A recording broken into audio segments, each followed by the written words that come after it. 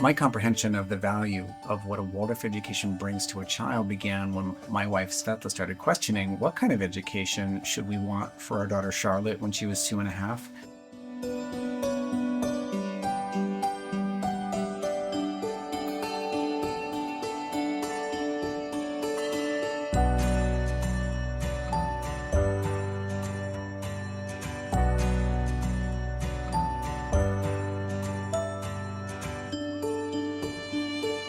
We believe the most important work for young children is getting comfortable in their bodies, learning how to be with others, and discovering the world hands-on.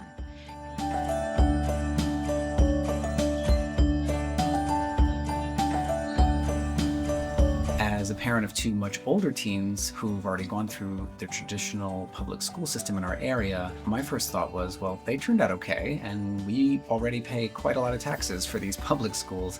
I have to admit, at first I wasn't exactly convinced that it made good financial sense for a private option.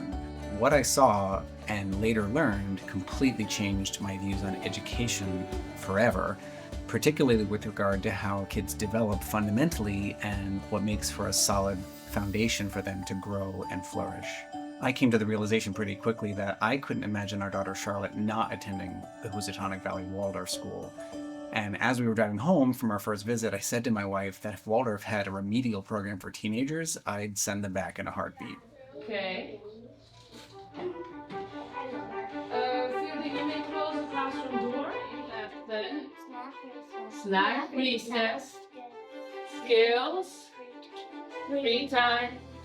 According to Rudolf Steiner's philosophy, the human being is a threefold being of body, soul, and spirit, whose capacities unfold in three distinct developmental stages on the path to adulthood: early childhood, middle child, and adolescence. I learned more about the Rudolf Steiner philosophy and approach to learning. I observed the children at play and interacting with each other, both in and out of their classrooms. I saw the kind of relationships that the teachers had developed with their students and the bond that had formed between them all across the grades, from the early childhood programs right through the 8th grade classrooms. And it became really clear that Waldorf offers something truly different as an approach to the learning process. The rich animating force of the Housatonic Valley Waldorf School's education is a sense of wonder and purpose, and not just testing or grades. This is where the arts come in.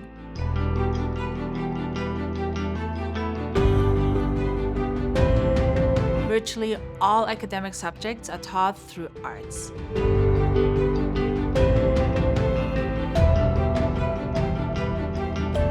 Math, science, language arts, history, and world languages are not simply subjects to be read about and tested.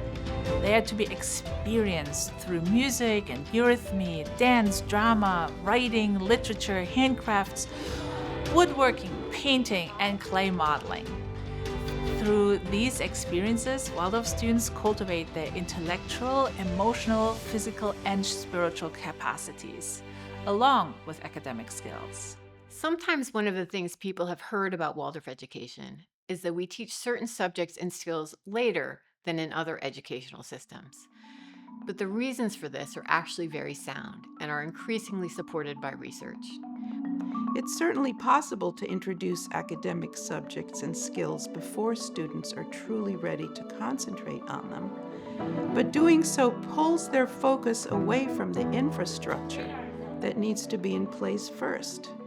This infrastructure, which is carefully nurtured in our early childhood program, includes a certain level of physical capability, emotional stability, and a capacity for inner quiet into which academics can be successfully introduced.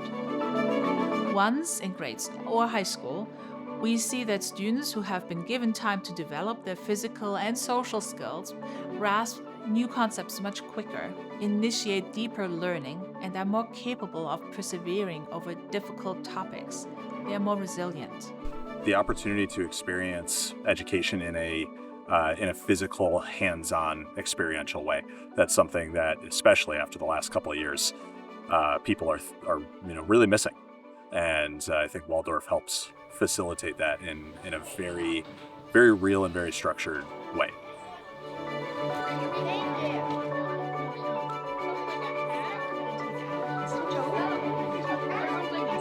I feel like you could step out of a cave right now, having never seen an iPhone or a computer or a television, and within 15 or 20 minutes, you're going to be able to figure it out at its basic user level, right? Past that, maybe it's job specific, but I think what Waldorf does is it allows the choice and gives kids the opportunity to just be kids again. My observation has been that when Waldorf students are introduced to these tools and technologies, that they are more productive and way more imaginative with them, because they haven't been hypnotized by computer screens, which I can attest to with my older teens is pretty typical of students who attend the traditional school system.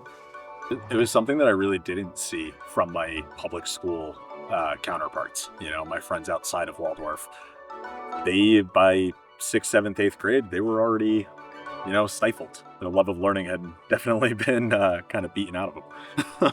It's just, you can't do homework, you know, starting in 1st grade and still enjoy learning 8 years later. It's just not realistic. So. And with this approach, these young minds are like sponges. They are eager to soak it all up, and they are hungry for more. Delaying the structured part of the learning process to let them evolve as a person isn't a disadvantage to them at all, because when they are ready, their capabilities are going to be supercharged. I would say that the lack of technology does not in any way limit you down the line in life.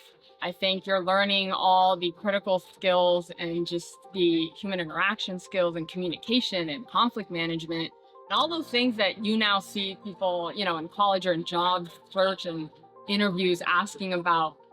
We've nurtured those skills from kindergarten without you knowing all the way through 8th grade and beyond if you keep on in high school. And so those are the things that lead to success in life. No matter how much technology we now have, you can learn the technology side easy and quickly.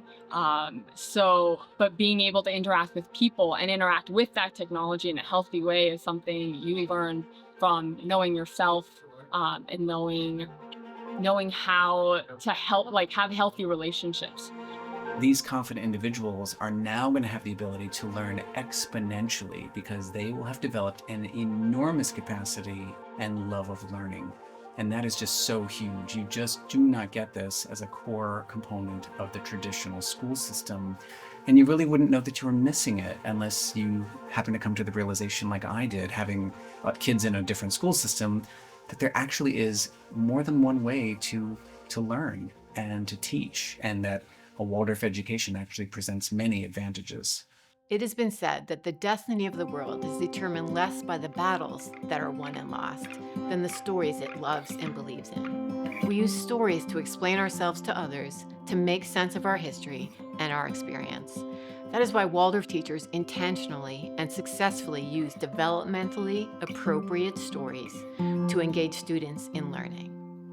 So whenever possible, subjects in the humanities, arts, and sciences are taught incorporating stories. From fairy and folk tales in the lower grades to historical narratives and biographies in the upper grades.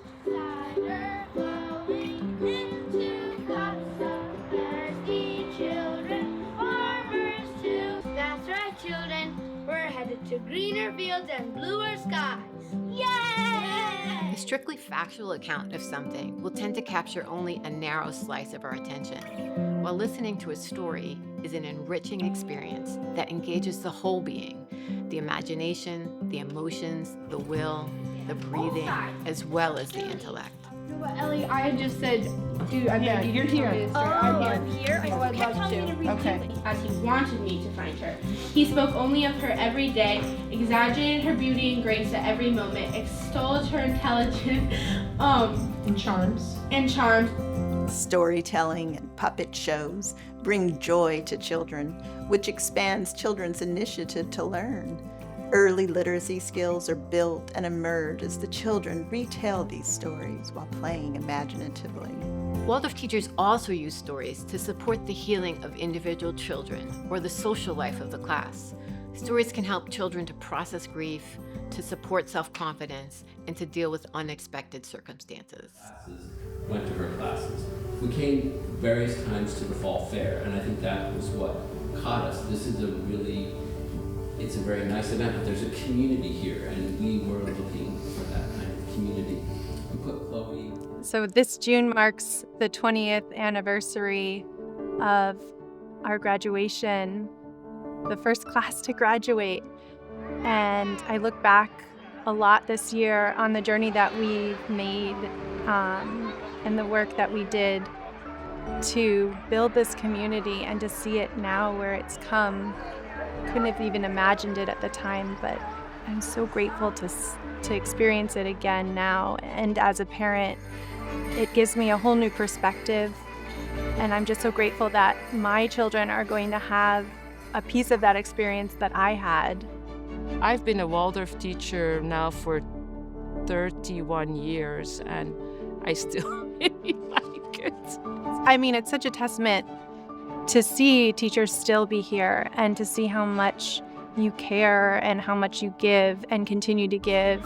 And one of the things that I just love about the school is that commitment to always coming fresh, coming new, and continuing to grow. That about Waldorf really makes it a home. I knew that I really wanted to be a teacher, and then I discovered Waldorf education and also the way that history was taught in a Waldorf school, and I was like, now that is what I would like to do. That is just so special. And then when I discovered that as a teacher, you go through the grades from grade 1 through 8, and you get to teach all of these different subjects for 8 years to the same children, I thought that must be quite an adventure, and that really, really, got me sold onto Waldorf education, and this is what I want to do. Some question the wisdom and method of having one teacher follow a class of students from 1st through 8th grade. But a key focus at our school is enduring human relationships between students and their teachers, and between the children themselves. That is at the heart of Housatonic Valley Waldorf School education. Every summer you prepare for the new school year, and so you start studying all the different topics that you're going to be teaching. And I always had the reflection when I was working on it myself over the summer, oh, the kids had such a nice year last year. Is it going to be the same this upcoming year? Because it's going to be so very different what we are going to be learning. And then you start on the first day of school and you start with a whole new topic, and they're all like, yeah, like they are enjoying it. It's really developmentally appropriate, and you experience that every single day, every year that you teach in the classroom. There's nothing like it to me. The class teacher is almost like another parent, a trusted adult striving to be worthy of the child's and the parents' love and respect.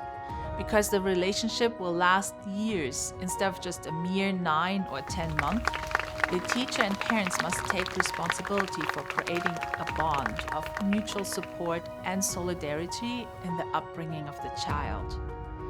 I think the teachers here really cared because they would really interact with what they were teaching. They would submerge themselves in whatever subject they were teaching and really explain it to the children and help us understand what we were learning.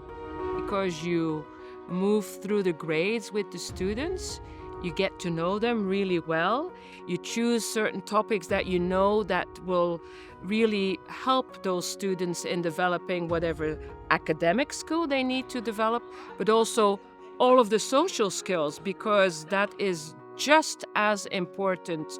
Back to that personal thing where this teacher knows who I am. I'm someone who has some health issues. So Mrs. Liu, she knew everything about me, and she was in conversation with my parents throughout 2nd grade up until 8th grade. And I think that connection really helped. Parents always ask us about the success of our graduates. High school counselors tell us that our graduates are typically more emotionally mature and well-balanced than many others their age. To really work on every aspect of yourself creates that self-identity and that confidence in yourself. And so I think that translates into life however you want it to translate. If you're confident in yourself and you know what you're looking for in life, then that translates.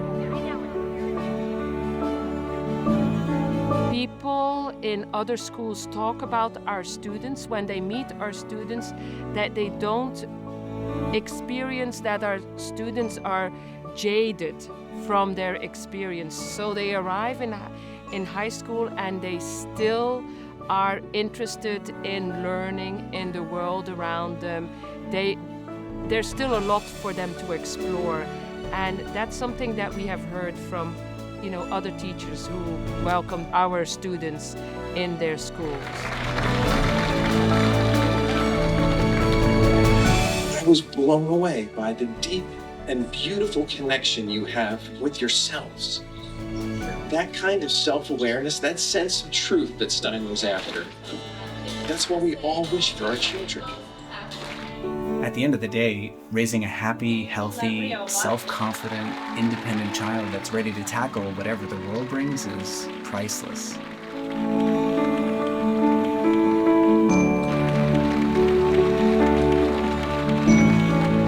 I've come to realize that a Waldorf education is a gift, and we are so grateful as parents to be able to give that gift to our child at the Housatonic Valley Waldorf School here in Connecticut.